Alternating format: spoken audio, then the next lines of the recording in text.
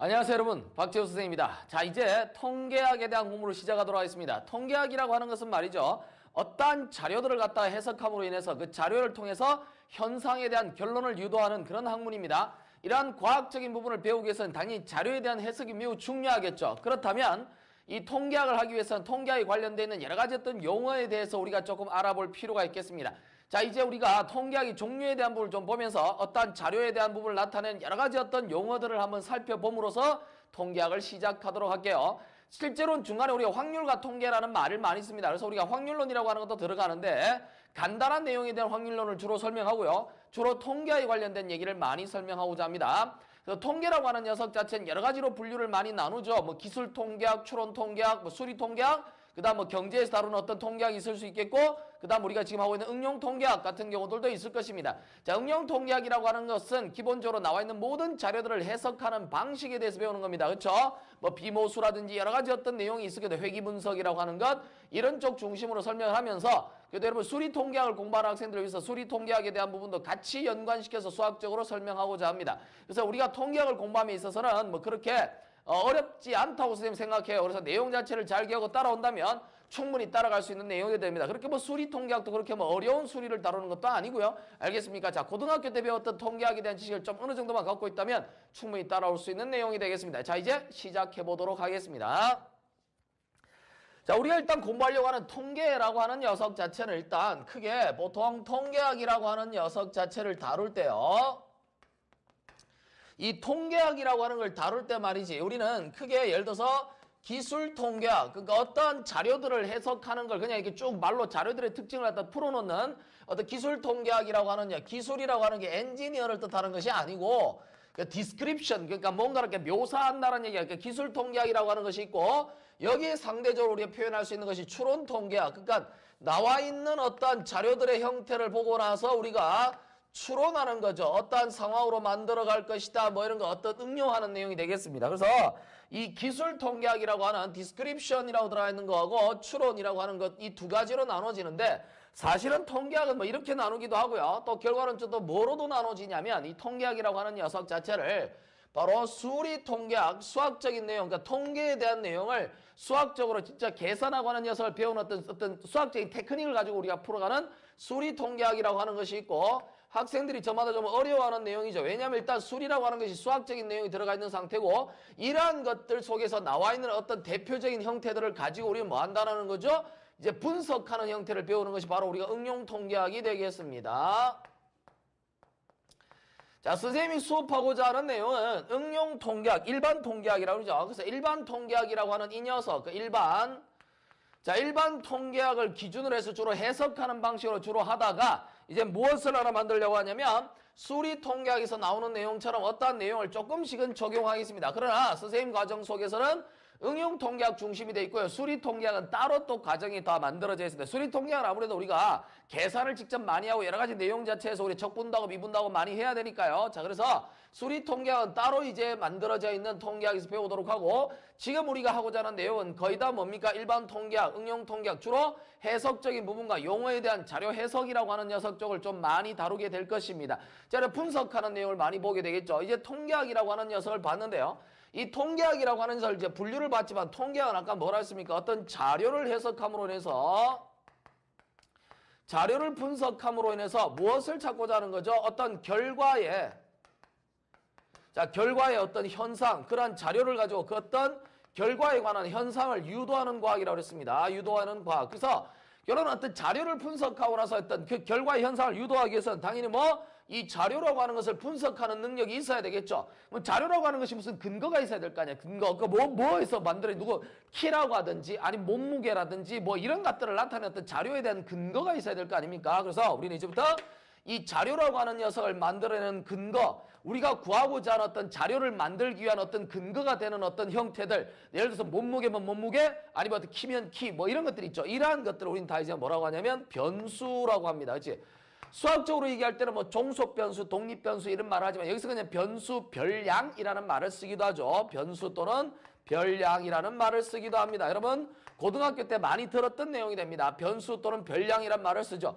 이제 우리는 이 변수라고 하는 것이 어떤 것이 있는지, 변수에 대해서 우리는 좀 알아볼 필요가 있습니다. 이 종류를 한번 보도록 할게요. 이 변수는 크게 두 가지로 나눠집니다. 어떻게 나눠지냐면 양적 변수라고 하는 것이 있고요. 그 다음에 양이 나왔으니까 당연히 퀄리티, 질이 나와야 되죠. 질적 변수라고 하는 것으로 이제 표현할 수 있다라는 것이에요. 자, 양적 변수라고 하는 것은 뭐냐면 양이란 말, 양이니까 어떻게 돼? 사이즈, 크기가 중요한 거예요. 그러니까 어느 정도의 크기를 갖고 있다. 어디서 어디까지다. 뭐 이런 형태를 나타내는 것이 사이즈예요. 굉장히 중요한 역할인데 사이즈가 일단 중요하다 보니까 사이즈가 나오니까 당연히 뭐가 됩니까? 크기에 되니까 단위가 있어야 되겠죠. 어떤 단위들이 있어야 되고 그 단위가 있을 것이고 또 지네끼리 뭐합니까? 연산이 가능합니다. 그래서 우리가 단위가 존재하고 연산이 가능하니까 당연히 연산 같은 데서 떠오르는 어떤 대표값들 있죠. 우리가 고등학교 때 배웠던 뭐 평균 같은 것들, 이게 평균할 때 다 더해서 나누고 이렇게 하잖아요. 그래서 우리가 평균 같은 개념을 우리가 사용하는 것들은 우리가 연산이 가능해야 나오는 내용이죠. 이러한 내용들을 뭐라고 한다? 우리는 양적 변수다. 이게 사이즈가 중요하다는 거예요. 근데 이제 질적인 변수다. 이게 사이즈 필요 없다 이거야. 질적인 변수는 이 크기하고는 관계없어요. 그 사이즈하고는 어떻게 돼? 무관하다는 거죠. 그러니까 이 크기와는 관계없고, 그러니까 당연히 단위도 없죠. 단위가 없을 것이고 연산도 어떻게 필요 없습니다. 산술적인 내용이 나오지 않아요. 이것은 결국에 뭐냐면 이런 형태가 아니라 단순 구분이에요. 자, 단순한 구분을 하기 위한 변수입니다. 예를 들어서 뭐 우리가 이게 우편번호 같은 거, 우편번호는 지네들끼리 계산해서 더하고 하는 거 아니잖아. 우편번호, 예를 들어서 어느 지역의 우편번호 뭐 이렇게 따지면 그건 단지 구분을 위한 것이지, 그 구분을 위한 것이지 그게 무슨 계산하고 크기가 있는 건 아니잖아요. 그래서 뭐 우편번호 크기가 있나? 없잖아. 그래서 질적인 변수, 주민등록번호도 마찬가지죠. 전부 다 크기만을 나타내는 것이 아니라 단지 어떠한 거고 어떤 것을 구분하는 형태가 나타납니다. 그래서 우리는 이 양적인 변수를 다른 말로 해서 크기에 대한 형태를 나타내기 때문에 우리 뭐냐면 수치형 변수다라는 말을 쓰기도 해요. 수치형 변수다 이런 말을 쓰기도 하고요. 이제 우리는 질적인 변수를 우리가 이제 구분하는 형태로 가니까 범주, 카테고리, 그래서 범주형 변수다 이런 말을 쓴다라는 거예요. 자, 이렇게 만들어서 이게 우편번호 같은 거 단순 구분을 위한 것이다 라는 겁니다. 자, 여러분 질적인 변수에 대한 부분을 이제 봤는데 그러면 이 두 가지는 또 어떻게 나눠지느냐? 이 둘도 나누어지더라라는 거예요. 첫 번째 우리가 뭘 볼 수 있냐면 양적 변수라고 하는 녀석 자체도 이제 변화를 주고 우리가 찾아야 될 자료들 중에서 양적 변수도 두 가지로 우리는 나눌 수 있다고 봅니다. 첫 번째는 우리가 뭐로 볼 것이냐면 바로 연속 변수라고 하는 걸 볼 수 있겠고요. 자, 이제 두 번째는 뭐냐면 이산 변수라는 말을 쓸 수 있습니다. 수학 공부 조금만 한 사람은 알지 연속이라는 말 자체는 우리한테 뭐를 시사하냐면 연속이라는 건 말이에요. continuous, 계속해서 연결되어 있는 거예요. 예를 들어서 키가 171에서 178 이렇게 되면 우리가 선생님이 정수로 딱 잘라서 171, 172, 173, 174 이렇게가 모르지만 그냥 171에서 178 이래버리면 사실상 그 안에 있는 뭐 0. 얼마 이런 것도 다 잰다고 쳤을 때 굉장히 연결이 많이 되고 많아지겠죠. 촘촘해지는 거예요, 구간이. 자, 그런 반면에 예를 들어 시간에 따라서 예를 들어서 우리가 몇 시부터 몇 시까지라고 하면 그 안에 시간은 굉장히 연속적이죠. 끊어지지 않았어요. 이러한 변수를 우리는 연속 변수라는 말을 씁니다. 반대로 이산이라고 하는 것은 1대1 다이다 이런 말씀 안 돼. 일본만 돼. 1대1인 거예요. 그러니까 1대1의 형태. 그러니까 1대1이라고 하는 건 뭐냐면 디스크리트죠.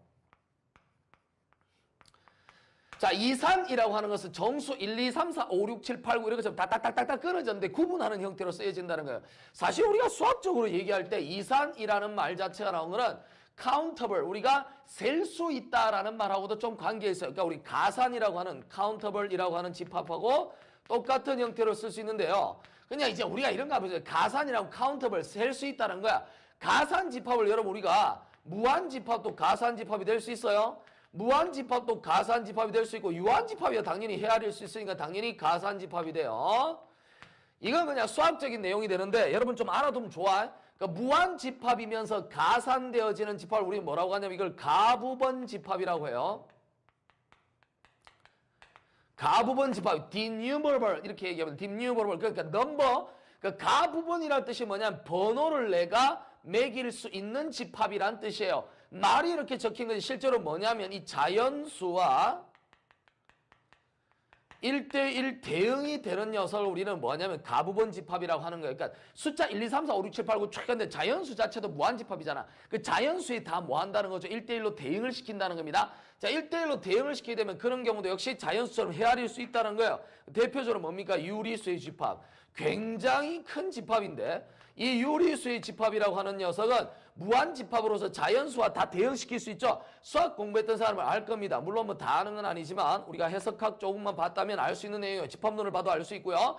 모르더라도 그렇게 된다고 생각하면 되겠습니다. 여러분들은 통계학 공부하는 학생들은 그 자연수와 1대1 대응되니까 유리수도 무한하고 자연수도 무한하지만 자연수하고 똑같이 대응되니까 결론은 이 자연수와 유리수의 크기는 똑같다라는 어떤 얘기가 나오죠. 자연수가 당연히 유리수에 포함된다고 알고 있지만 실제로는 크기를 따졌을 때 우리는 자연수의 크기나 유리수의 크기는 같다고 봅니다. 알겠습니까? 무한집합의 아름다운 어떤 오묘한 내용이 되어 있죠. 그래서 우리가 이산변수라고 하는 녀석 자체를 하나를 갖다 만들어 놓는 거예요. 그러니까 예를 들어서 뭐 하루 일당 자, 교통사고 그죠? 교통사고 발생수 뭐 이런 거. 자, 매일매일 예를 들어서 뭐 몇 월 며칠부터 며칠까지 봤을 때 하루하루 따지면 그 하루잖아요. 그러니까 하루를 본다 그러면 딱딱 끊어져 있는 상태지 뭐 24시간 다 풀어보는 것은 이제 그냥 시간으로 보는 게 아니잖아요. 그러니까 하루하루 끊었을 땐 딱딱딱딱 상대적으로 잘라서 표현할 수 있는 이런 건 뭐라고 한다고? 이산변수라는 말을 쓰는 거예요. 자, 그래서 이산변수라는 말을 쓸 때는 당연히 우리가 또 뭘 쓰냐면 이게 단순한 어떤 구분에 대한 부분을 나타내는 형태가 아니라 양적인 변수이기 때문에 연속 변수냐 이산 변수에 따라서 우리가 또 표현할 수 있는 게 여러 가지 있을 거다라는 거죠. 이게 연속 변수 같은 걸 우리가 또 뭐를 설명할 수 있냐면 이 연속 변수는 또 두 가지로 표현할 수 있어요. 뭐냐면 비율 척도형이라고 하는 것이 있고요. 자, 비율 척도형이라고 하는 녀석이 있고 구간 인터벌 구간 척도형이라고 하는 것이 있습니다. 그러니까 연속 변수로서 어떤 수치 사이즈를 얘기하는 것이 있는데 크기를 따지고 뭐 이런 게 있어요. 그런데 이렇게 따지더라도 비율 척도형이라고 하는 것은 절대적인 원점, 그러니까 절대 원점이라는 건 기준을 얘기하는 거예요. 예를 들어서 우리가 절대 원점이 존재합니다. 그러니까 비율 척도형이라고 하는 것은 뭘 뜻하는 거냐면 이런 거예요. 예를 들어서 키 같은 거, 그죠? 몸무게. 키하고 몸무게는 딱 정해져 있잖아요. 그렇죠? 그래서 뭐 175cm, 뭐 58kg, 72kg 딱 정해져 있으니까 몇 킬로에서 몇 킬로가 이렇게 딱 정해져 있는 이런 거는 우리가 비율 척도형이라고 합니다. 그런데 구간 척도형이라고 하는 녀석은 상대적인 크기를 얘기해요. 구간별로 형태한다는 건 상대적인 크기를 얘기합니다. 그러니까 절대 원점이 존재하지 않아요. 그러니까 상대적인 크기, 뭐 온도 같은 것, 상대적으로 얘보다 얘가 더 뜨겁다라는 거 있죠. 이런 거, 온도가 조금 더 높다, 상대적으로 뜨겁다라는 얘기죠. 뭐 이런 온도 같은 것들, 뭐 이런 것들에 대한 부분을 우리가 얘기를 할 수 있는 겁니다. 그러면 자, 이 두 가지로 형태는 어쨌든 사이즈가 중요한 거예요. 근데 이산 변수 같은 경우는 사이즈도 중요하지만 이런 거는 이렇게 딱딱 끊어서 표현할 수 있다라는 얘기가 나오죠. 양적 변수에 대한 부분이 되겠습니다. 이제 우리는 다음에 나오는 질적 변수에 대한 얘기를 좀 하려고 하는데 이 질적 변수는요. 질적 변수라고 하는 녀석은 바로 여기서 얘기하는 양적 변수하고 달리 사이즈와 무관한 거예요. 단순한 구분을 하기 위한 겁니다. 단순 구분에 대한 내용을 나타내는 거죠. 그래서 이 질적 변수라고 하는 것도 우리는 두 가지로 표현할 수 있습니다. 뭐라고 표현할 수 있냐면요. 앞에 나와 있는 녀석에서 연속 변수, 이산 변수는 양적 변수에 대한 형태를 나타내는 것이고 지금 나오고자 하는 이 질적 변수는 첫 번째 뭐냐면 서열이라고 해요. 서열. 그러니까 서열형이라고 하는 건 순위, 순위형. 그러니까 뭐가 더 우선적으로 괜찮다 이게 서열형 변수라고 하는 것이 있고요. 그 다음에 명목형 변수라는 게 있어요. 명목형. 앞에서 말하는 양적 변수는 수치형 변수라고 했고요. 이 질적 변수라고는 범주형 변수라고 했는데 이거는 지금 현재 서열형 변수와 어떻게 됩니까? 명목형 변수로 이렇게 나눌 수 있습니다. 근데 이게 서열형 변수라고 하는 것은 말 그대로 순위형이에요. 그러니까 뭐냐면 선호도 같은 거 있지. 선호도. 내가 누구보다 누구를 더 좋아한다. 또는 예를 들어서 그러니까 색깔로 따진다면 이게 빨간색인데 얘보다는 얘가 더 빨간색이다. 얘는 얘보다 더 빨간색이다. 그러니까 더 크다라는 게 이렇게 선호도를 나타내는 녀석이 보통 서열형 변수. 그러니까 순위를 매길 수 있다라는 거야. 얘보다 얘가 더 노랗다. 뭐 이런 식으로. 그런데 명목형 변수는 선호도를 나타내는 것이 아니에요. 다시 말하면 이거는 명목형이니까 순위를 매길 수가 없는 겁니다. 그러니까 누가 더 낫다라는 말을 쓸 수 있는 것이 아니라 그냥 카테고리 중에서 더더군다나 우리가 이런 거와 달리 카테고로 진짜 오리지널 범주형 변수라고 할 수 있는 거예요. 그러니까 뭐 구분을 얘기하는 거죠. 혈액형. 혈액형은 뭐 누가 더 선호된다는 말이 없잖아요. 그리고 또 이제 뭐 있냐면 뭐 예를 들어서 뭐 인종, 황인종, 뭐 흑인종, 그 흑형이나 뭐 이런 쪽으로는 우리가 인종 같은 경우는 혈액형이나 인종 같은 거는 어떤 선호도를 따지는 게 아니잖아. 그러니까 선호도를 따지는 것이 아니고 또 순위가 있는 것도 아니고 그렇다고 해서 뭐가 됩니까? 수치로 표현하는 것도 아니잖아요. 그러니까 단순 구분을 나타내는 겁니다. 혈액형, 인종, 그다음 뭐 주민등록번호 뭐 이런 것들 그렇죠? 어떤 그런 내용에서 그냥 명목형 변수일 뿐인 겁니다. 그래서 우리는 이렇게 변수들을 쭉 찾아서 한번 봤죠. 그러면 이 변수들을 가지고 이런 변수 예를 들어서 우리가 키가 있다고 칩시다. 이 키를 가지고 당연히 우리가 키의 어떤 범위를 우리 하나 줘놓고 조사를 하겠죠. 그 뭐 한다는 게 이렇게 우리가 이제 실험한다고 하죠. 그죠? 실험을 하게 되면 그 실험에 따라 뭐가 됩니까? 자료들을 갖다 놓고 뭐 실험 결과를 찾게 되죠. 그러면 실험 결과들이 뭐가 됩니까? 자료들이 쫙 나올 거 아니야. 그렇죠? 그러면 자료를 갖다가 이렇게 쭉 나온 다음에 자료를 가지고 우리 뭔가 표현을 해야 된다. 그죠? 그래서 이 실험에 대한 결과로 나타나는 자료를 표현하는 방법에 대해서 우리는 좀 볼 필요가 있습니다. 그런데 이 실험을 갖다가 이렇게 반복해서 하는 이유는 알죠? 목적이라고 하는 것은 실험을 계속해서 어떻게 예를 들어서 키가 그 속에 있는 사람을 자꾸 찾는 거죠. 그러니까 몇 퍼센트 정도 있는지 그 반 애들이 다 키가 큰지 다 작은 건지 어중간한 건지 아니면 그 반 애들 IQ를 조사한 이 반은 아주 똑똑한 반인지 아니면 완전 그 쓰레기에 대한 반인지 그걸 우리가 찾아봐야 될 거 아니야. 그런 실험 결과가 있는데 그걸 한두 개만 잡으면 안 되는 게 서울시에 있는 어떤 고등학생들 3학년들의 평균 키를 따지는데 우리가 뭐 이게 돈 많고 되게 잘 먹는 집안 애들이 모여있는 곳을 잡아갖고 계산하면 사실상 별로 의미 없죠. 그게 대표성을 띌 수는 없는 거잖아요. 그러니까 여러 군데를 가지고 계속해서 실험을 하게 될 거란 얘기야. 실험을 계속해서 반복하는 이유는 뭡니까? 반복 이유가 바로 어떤 정확성을 찾는다는 거죠. 그 뭐냐면 오류를 어떻게 됩니까? 줄이는 것이죠. 자, 오류, 정확성이란 말 똑같죠. 그러니까 오류를 줄이기 위해서, 그러니까 오차죠, 오차. 오차를 좀 더 수학적 씁시다. 오차를 뭐 한다? 최소화하기 위해서. 그러니까 정확성을 키우고 오차를 최소화하기 위해서 많은 실험을 할 겁니다. 그러면 실험을 많이 하니까 당연히 자료가 이만큼 쌓일 거 아니야. 근데 확 집어 던져놓고 또 보고 쳐다보면 그게 뭐 어떻게 된지 내가 어떻게 알아. 그래서 내용 자체를 모르기 때문에 이 실험 결과를 자료를 보면서 이 자료를 토대로 해서 어떤 결론을 만들기 위해서 이게 표현하는 방법들이 여러 가지 있을 거 아니에요? 한눈에 나올 수 있도록 표현하는 방법이 있을 것이다 라는 거예요. 그 표현하는 방법 중에서 첫 번째 우리는 어떤 방법을 볼 것이냐면 바로 도수분포표라고 하는 것. 이건 뭐 중딩 때 나오나 초등학교 때도 나오나 어쨌든 도수분포표라고 하는 건 많이 봤죠. 이게 이제 분포표의 도수가 이제 frequency 테이블이죠. 그러니까 도수분포표라고 하는 것은 프리퀀시 테이블이에요. 그러니까 프리퀀시 테이블이라는 건 보다시피 이게 지금 빈도잖아. 빈도. 얼마나 많이 나오냐를 뜻하는 거예요. 도수라고 하는 것은 얼마나 많이 표현되어지느냐를 나타내는 거야. 그러니까 많이 빈번하게 나오느냐 안 나오냐를 볼 수 있도록 눈에 한눈에 볼 수 있도록 일목요연하게 만들어 놓은 테이블이라는 거죠.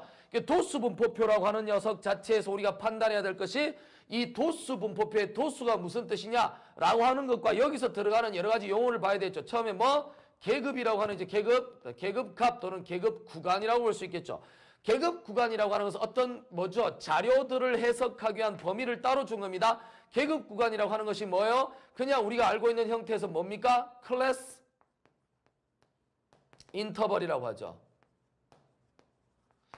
자, 계급 구간이라고 하는 것은 클래스 인터벌이에요. 그러니까 클래스 인터벌이라고 하는 뜻 자체가 뭡니까? 어떠한 범위를 줘놓은 거예요. 그래서 어떤 우리가 지금 예를 들어서 어디에서 어디까지 이렇게 딱 정해놨을 거 아니야. 그럼 어디서 어디까지 바운드리를 딱 잡아놨을 때 이 바운드리를 사이에 둔 이 구간을 우리 뭐라고 한다고? 계급 구간이라고 합니다. 그러면 이 계급 구간, 예를 들어서 우리 키로 따지면 160에서 얼마 된다? 165까지의 어떤 여성 중에서 어떤 학교에 있는 고등학교 3학년 중에서 들어가 있는 학생들의 몇 명이냐 이렇게 판단했을 때 이것을 우리는 계급 구간이라고 하고 여기에 들어가 있는 어떻게 됩니까? 관찰값들이 있죠.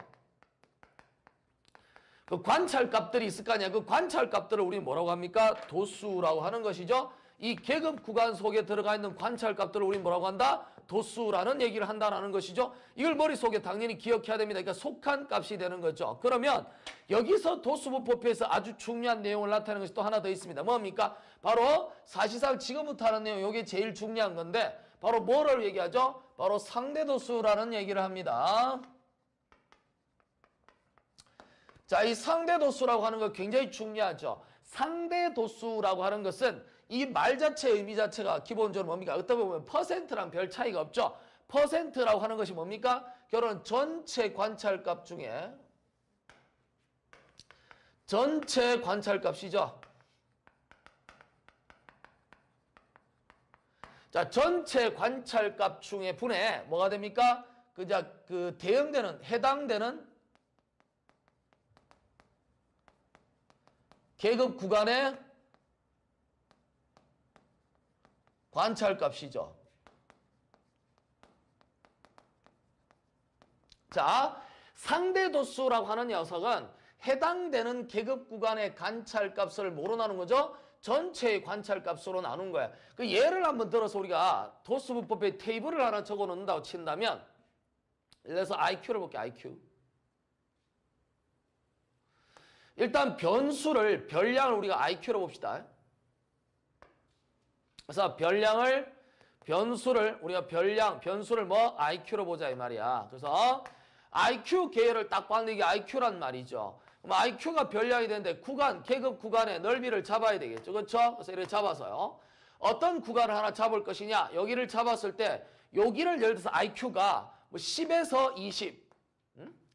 거의 뭐 돌핀스나 뭐 이런 쪽에 해당하는 거겠죠? 10에서 20. 더 되나 돌핀스가? 좀 더 크게 해봅시다. 크게가 아니고 이 사투리를 써갖고 이거 자, 이렇게 크게. 여기서 IQ가 되는데 구갑이 아니고 계급 기간. 계급 기간 또 뭐야? 계급 구간이죠. 구간기를 잡을게요. 간단하게 이렇게 봅시다. 두 개만 잘라보겠습니다. 예를 들어서 뭐냐면 IQ 50에서부터 그죠? IQ 50에서부터 100까지. 100에서부터 너무 이렇게 혼자 하면 슬프잖아. 자기가 해당되면 100에서 한 150. 뭐 예를 들어서 세종대왕 이도 형님께서는 뭐 예를 들어서 IQ가 600이라는 얘기도 있는데 뭐 그거는 이제 확인된 건 없고, 아인슈타인이 우리가 IQ가 되게 높은데 그 아인슈타인의 뇌 무게를 갖다가 재가지고 왜 쓰는 거 있죠, 여러분. 그래서 길거리 지나다 뭐 어떤 학원들 보면은 아인슈타인 뇌 무게를 갖다 놓고 이제 뭐 이렇게 쓰잖아. 이름을 갖다 실명을 하긴 좀 그렇지만, 그래서 그런 아주 워낙 유명하니까 그런 뇌 무게도 재고 이러는데 50에서 100. 그러니까 원래 공룡이 머리가 이만하잖아. 근데 머리가 이만한데 이보다 더 크죠. 공룡 머리 안 봤는지 하여튼 이만한 거예요. 근데 이만한 공룡 머리인데 걔 IQ 어떨까? 굉장히 떨어져. 근데 IQ가 떨어지는 이유가 뭐냐면 뇌가 요만한. 그러니까 이게 머리가 뼈만 이만하고 안에 들어간 뇌는 요만하니까. 그러니까 머리가 나쁜 거예요. 알았어요? 뼈가 이만하게 들이박치기를 할 줄 알지. 그게 사실상 없는 거란 말이지. 근데 IQ라고 하는 녀석은 이렇게 됐다면, 예를 들어서 이게 총 학생을 재봤더니만 여기가 40명이 됐어요. 이 반 자체는 여기 2명이 있더라. 거의 쓰레기 같은 반이다 이 말이야. 알겠어? 이렇게 됐는데 평범한가요? 어쨌든 이렇게 돼 있다라고 칩시다. 조금 그러니까 10명이라고 합시다. 자, 10명 딱 잡으면 전체 관찰값을 얼마냐요? 40에서 20이니까 얼마? 50이라고 하는 관찰값이 있을 거란 말이죠. 그 50이라는 관찰값이 있는데 이 50 관찰값에서 이놈 40은 이 구간 속에 들어간 이 계급 구간이죠. 클래스 인터벌이에요. 그러면 이렇게 만드는 녀석에다 50이 되니까 결론은 상대도수라고 하는 녀석 자체는 전체를 판단한다면 결론은 비율을 뜻하는 거다 이 말이야. 그러니까 상대도수는 총 여기 얼마 돼? 50개 중에서 얼마 돼? 50개의 관찰값 중에서 40개가 이 속에 들어가 있더라라는 거죠. 그래서 결론은 상대도수는 얼마라는 얘기입니까? 5분의 4라는 뜻이에요. 그래서 얼마?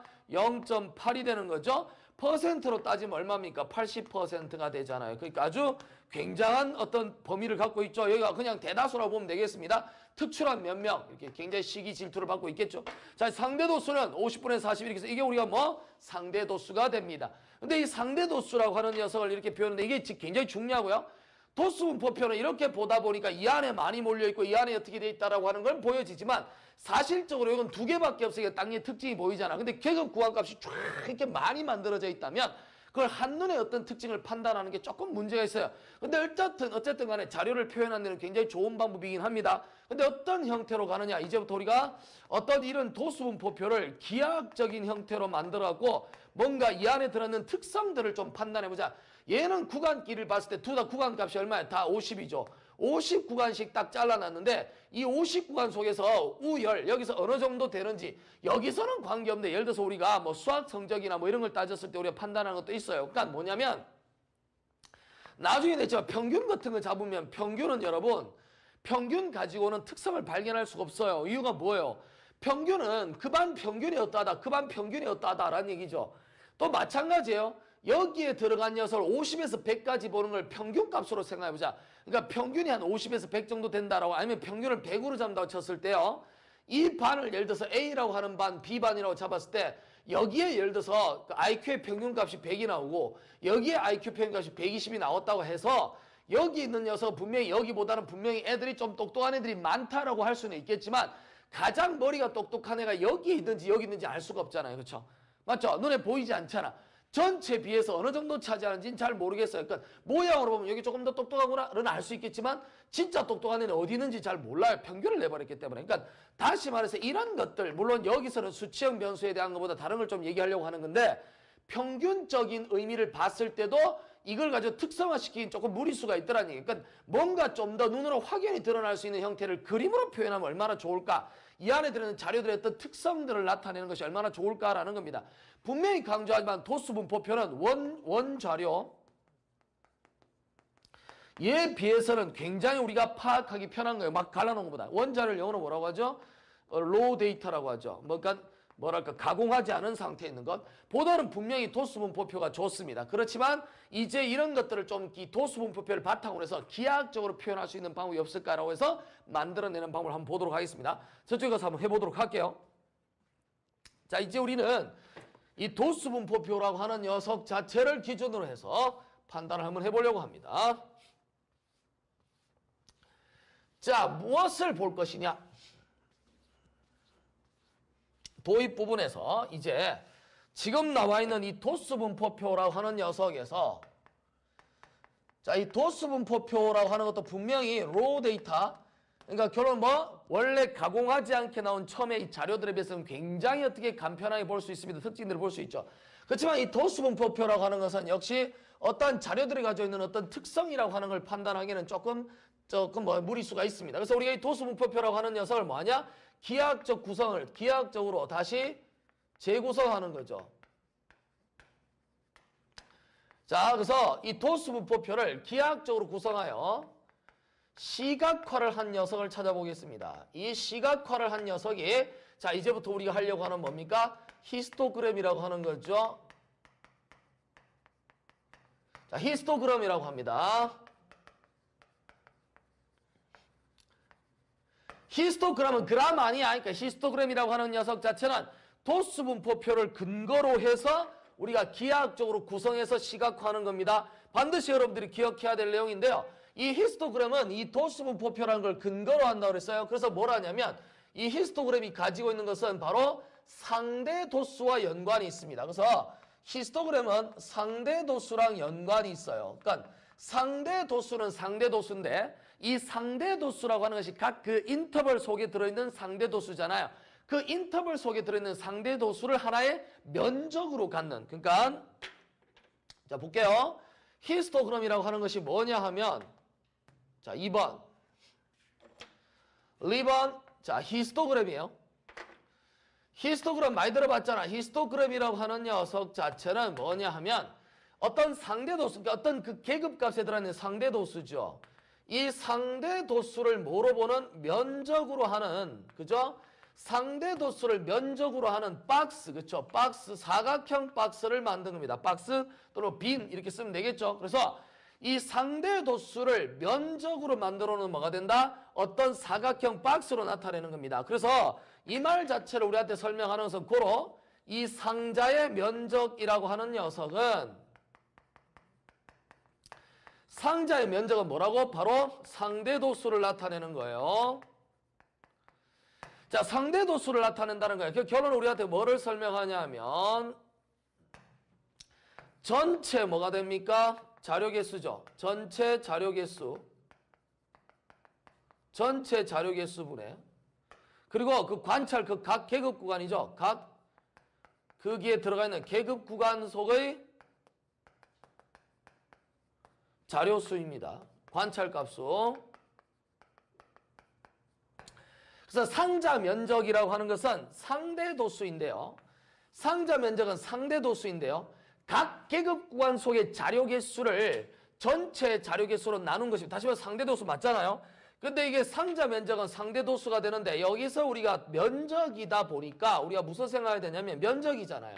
그 면적이다 보니까 면적은 당연히 뭐 사각형이니까 가로 곱하기 뭐가 돼? 세로라고 하는 녀석이 면적이 될 거 아니야. 그쵸?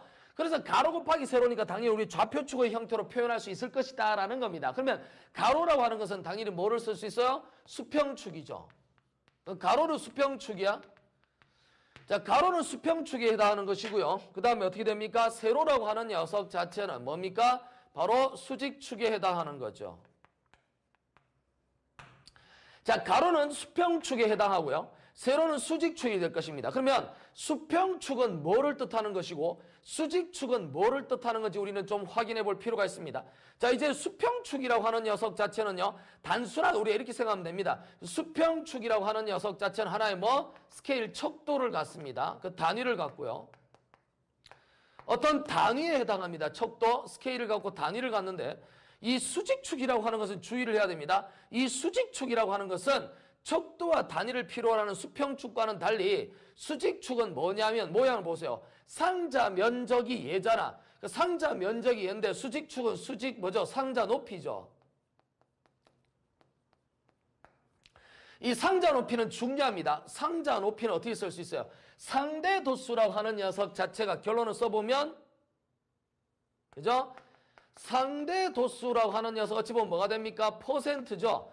그 안에 얼마만큼 들어갔냐를 나타내는 상대도수예요. 근데 여기는 뭐라고 쓸 수 있습니까? 주어진 녀석 자체 아래쪽에 나는 수평축이라고 하는 녀석의 폭이죠.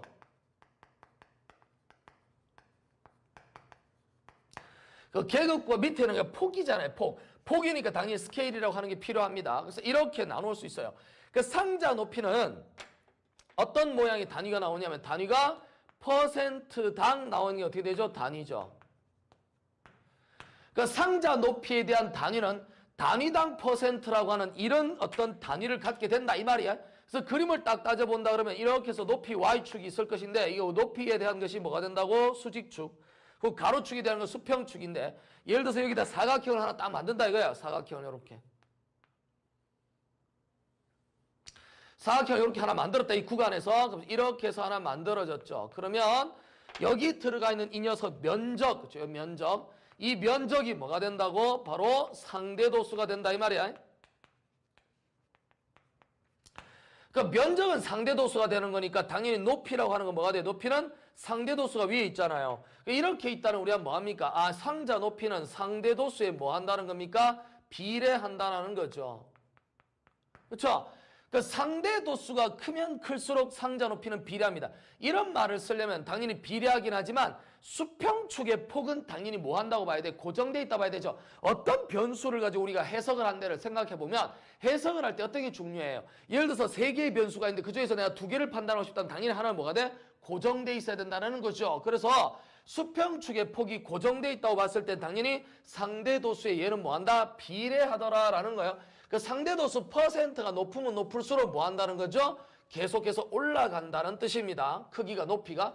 그렇지만 이게 꼭 그렇다고 볼 수 없는 게 이게 밑에 있는 수평축의 폭이라고 하는 스케일이 조금 다를 수도 있잖아요. 그래서 그 내용을 우리가 잘 기억을 해줘야 됩니다. 그래서 분명히 강조하지만 이게 이렇게 일정하게 만들어지는 것이 아니라 이게 길어질 수도 있고 예를 들어서 이게 좀 짧아가지고 이런 식으로 이렇게 해서 만들어질 수도 있고요. 또 여기서 이렇게 쓸 수도 있겠죠. 어떤 것을 해볼까? 여기다 해볼까? 이런 식으로 해서 아주 낮아서 이렇게 해서 만들어질 수도 있잖아요.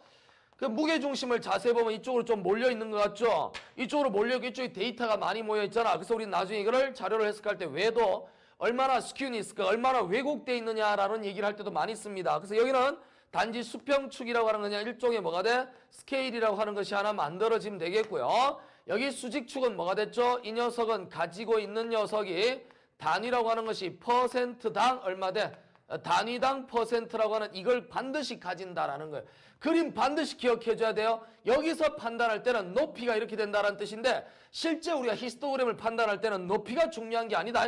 높이는 그러하다는 것을 뜻하는 것에 불구하고 우리가 찾고자 하는 것은 뭐가 됩니까? 상자 높이가 이러하다는 걸 뜻하는 것이지 실제 히스토그램의 가장 중요하게 다뤄질 것은 뭐라고? 바로 상자 면적이 된다 이 말이야. 알았습니까? 상자 면적이라는 건 굉장히 중요한 거예요. 알았죠? 그래서 저걸 꼭 기억합니다. 상자 높이는 과연 무엇을 의미하는 것인가? 이 상자 높이에 대한 부분은 수직축에 대한 척도가 되잖아요. 그 수직축에 대한 척도는 실제로 자동으로 만들어지는 거란 말이야. 그래서 상자의 높이가 수직축의 척도가 되는데 상자의 높이를 표현하면 수직축의 척도가 있어야 될 거 아니에요. 그렇죠?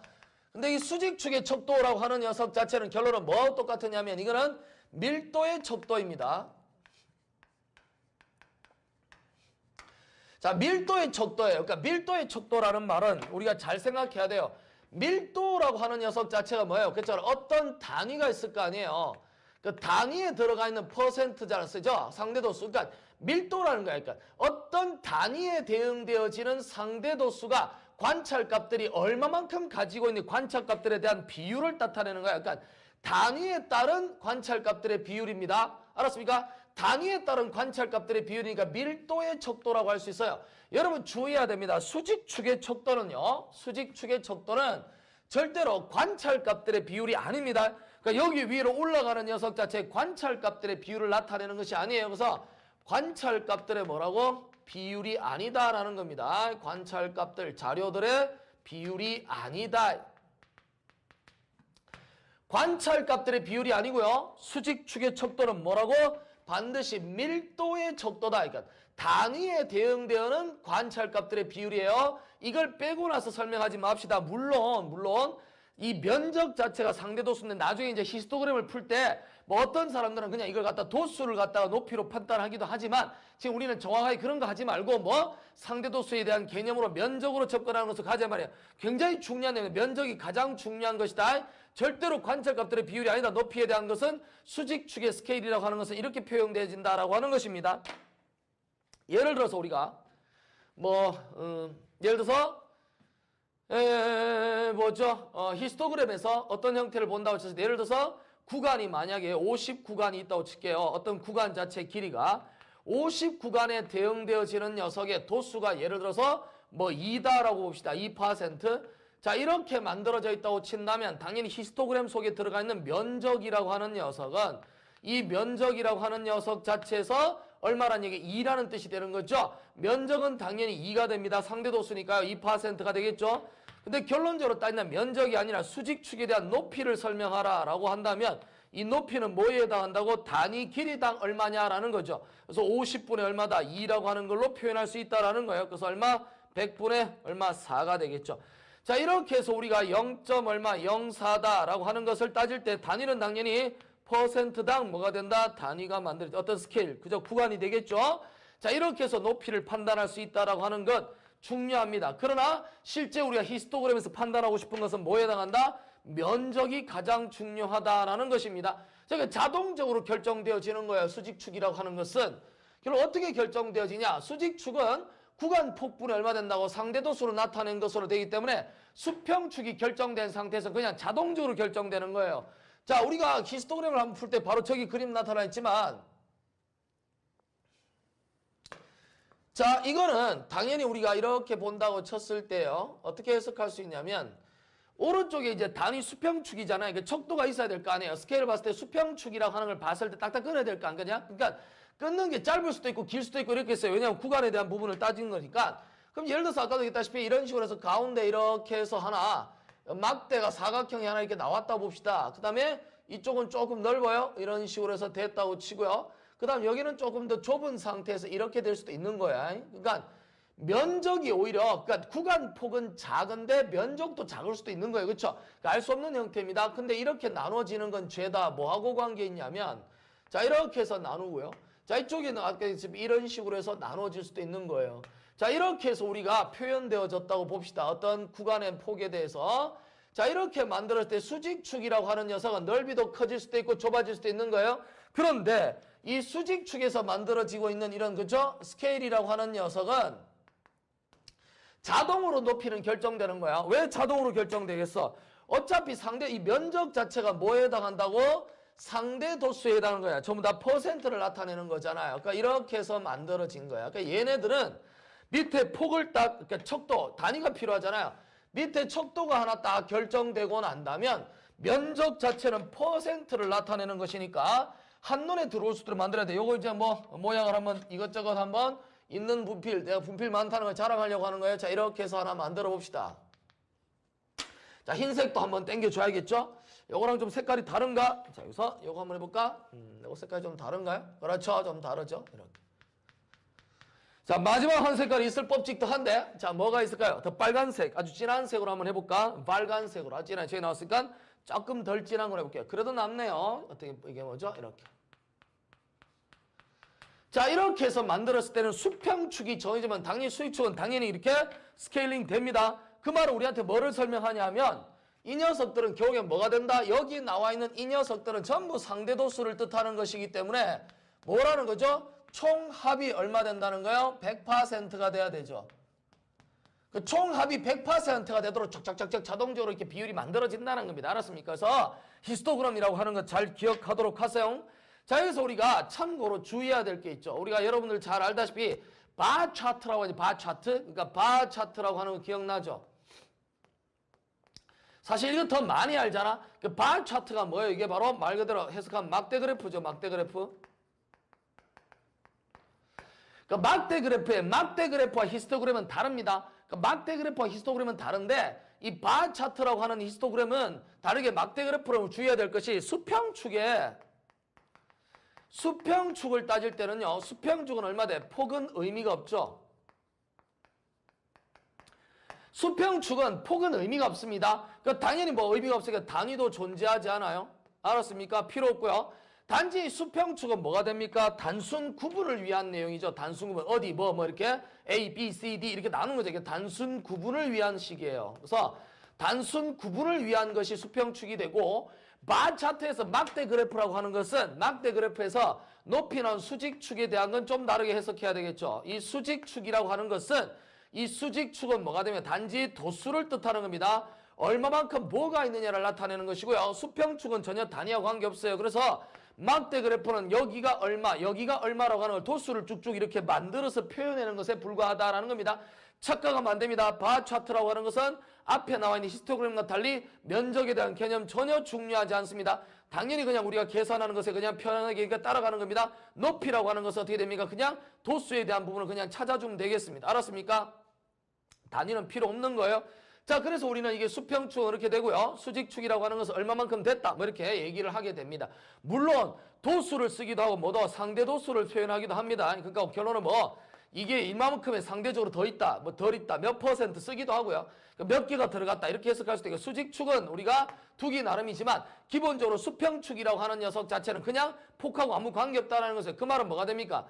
면적 자체는 뭐가 됩니까? 중요하지 않아요. 이해되겠죠? 그래서 바 차트라고 하는 이 막대 그래프는 면적하고는 어떻게 됩니까? 별 관계가 없다라는 것입니다. 그래서 우리가 반드시 우리가 자동적으로 만들어지는 형태를 수평축으로 수직축으로 넣고 수평축으로 놔두는 이런 어떤 형태가 아니라 단순히 그냥 구분하기 위해서 갖다 놓은 바 차트라고 우리가 구별할 필요가 좀 있다라는 것입니다. 자, 이래서 우리는 히스토그램에 대한 계산을 봤고요. 자료를 표현하는 방법 중에서 대표적인 막대 그래프, 그 다음에 히스토그램 도수분포표라는 걸 봤습니다. 자, 여기서 우리는 이제 뭐를 하나 보려고 하냐면 이걸 또 우리가 관찰되어진 이 자료들을 보고 판단하는 방법 중에 또 하나 뭐 있냐면 우리가 외도라고 하는 것을 보겠는데요. 외도는 스큐니스예요. 그 스큐니스라고 하는 외도는 뭔가 왜곡되어 있다는 왜곡. 그러니까 무엇인가 어떤 자료가 왜곡되어 있다라는 거예요. 이렇게 만들어진 표를 자세히 보면 여러분 중심은 어디쯤 있는 것 같아요? 양으로 따져보면. 면적의 중심은 대충 한 이 정도 있겠죠? 이 옆으로 좀 길쭉하니까 이거 다 합하면 면적 중심점 한 요 정도가 어떻게 됩니까? 면적의 중심값이 될 것 같아요. 중앙값도 이게 쓸 수 있겠죠? 중심이라고 볼 수 있겠는데 이 중심을 딱 봤을 때 우리가 어떻게 되죠? 왼쪽을 보면 중심값 왼쪽을 보면 여기가 자료가 더 많죠. 퍼센트 형태를 떠나서 위를 보면 저렇게 좀 넓잖아. 그래서 중심값이 한 요쯤 있다면 요건 요렇게 돼. 자료가 여기에 많이 모여 있는 거예요. 그러니까 자료가 저걸 보면 자료라고 하는 것이 어떻게 돼요? 자료라고 하는 것이 왼쪽에 많이 모여 있다. 왼쪽에 다 많이 모여 있는 거예요. 그 왼쪽에 많이 모여 있다라고 하는 것은 이게 일반적으로 우리가 실험을 많이 한다 그랬잖아. 실험을 많이 했을 때 자료가 많이 나와야 되니까 많이 나오는 그 자료가 왼쪽에 있는 것이 정상이단 말이야. 그러면 오른쪽을 보면 뭔가 이렇게 지쭉하게 해서 되게 또 작게 이렇게 나올 수도 있죠. 그래서 오른쪽으로 뭐냐면 이걸 꼬리라고 합니다. 꼬리, 테일. 그 꼬리가 오른쪽으로 쫙 이렇게 연결돼 있죠. 그림을 생각해 보세요. 여기를 위를 보면 마치 그림 모양이 이렇게 왔다 이렇게 해서 쭉 이렇게 해서 이쪽으로 쭉 꼬리가 나오는 것처럼 보이잖아. 그래서 우리가 왜 오른쪽으로 저런 걸 뭐냐면 저런 형태를 우리는 뭐 하냐면 오른쪽으로 뭐 하냐면 왜곡되어 있다라는 말을 씁니다. 자, 오른쪽으로 왜곡되어 있다라는 말을 써요. 그러니까 오른쪽으로 뭐다? 꼬리를 간다. 테일. 그렇죠? 꼬리를 갖는다라는 뜻이에요. 그 오른쪽으로 왜곡되어 있다라는 형태를 보게 됩니다. 그래서 우리는 이 식 자체를 우리가 표현을 좀 해볼 필요가 있겠습니다. 그래서요. 우리가 오른쪽으로 왜곡되어 있는 현상을 한번 보면서 저러면 우리가 실생활에도 다 저런 식으로 만들어집니다. 예를 들어서 우리가 뭐 예를 들어 부자들이죠. 그러니까 월급 받는 사람, 연봉을 따졌을 때 여러분 생각해 보세요. 연봉이라고 하는 것이 당연히 오른쪽으로 왜곡될 수밖에 없죠. 우리가 이쪽에 있는 사람이 더 많지는 않잖아, 연봉이. 그러니까 보통 연봉 따질 때 우리가 3천에서 더 많나요? 모르겠습니다. 일단 3천에서 4천 정도 있는 사람이랑 비교를 해봅시다. 이쪽에 있는 사람이 많을까요? 연봉이 얼마? 1억 5천 되는 사람이 많을까요? 위쪽으로 올라갈수록 이쪽에 있는 사람이 더 적죠? 그러니까 여기가 더 자료가 더 많이 모여 있는 상태야. 그러니까 당연히 이건 어떻게 됩니까? 이쪽이 어떻게 됩니까? 오른쪽이죠. 더 많은 거니까 별량이 커지는 거잖아. 그러니까 이쪽으로 갈수록 어떻게 됩니까? 왜곡돼 있다. 그러니까 오른쪽으로 왜곡되는 형상. 훨씬 어떤 봉급, 연봉이라든지 어떤 급여 또는 어떤 아파트 집값 뭐 이런 것에 대한 거로 따지면 훨씬 더 이쪽이 더 어떻다는 얘기야? 더 많이 모이는 것이 아니고 적죠. 적기 때문에 왜곡돼 있다라는 말을 쓴다라는 거죠. 그래서 우리가 이제 외도라고 하는 것을 봤는데요. 이 외도와 더불어서 이제 우리는 다시 뭐하고 돼 있냐면 바로 이번에는 지금 나온 게 도수부의 히스토그램 2번이 있었잖아요. 그러니까 여기는 그림을 보고서 판단하는 중에서 뭐 외도라고 하는 것을 일단 한번 보고요. 그 다음 네 번째로 우리는 뭘 볼 거냐면 자료를 표현하는 방법, 외도를 판단하고 또는 얼마? 네 번째는 뭐냐면 이제 백분위라고 하는 것을 우리가 또 보게 됩니다. 이 백분위 또는 뭐냐면 4분위라는 말 쓰기도 해요. 쿼타일, 그러니까 이렇게 얘기하죠. 4분위. 자, 그래서 백분위수 또는 어떻게 4분위라고 하는 걸로 또 표현하기도 합니다. 자, 이번 시간에 우리가 선생님 여기까지 좀 해봤는데요. 그 자료를 표현하는 방법이 외도까지 한번 봤습니다. 이제 우리는 다음 시간 돼서요. 우리가 뭐 바로 자료를 표현하는 다른 방법인 바로 백분위수, 그 다음에 주어진 4분위수라고 하는 것을 이제 한번 찾아보도록 하겠습니다. 잠시 쉬었다가 되돌아오도록 하겠습니다.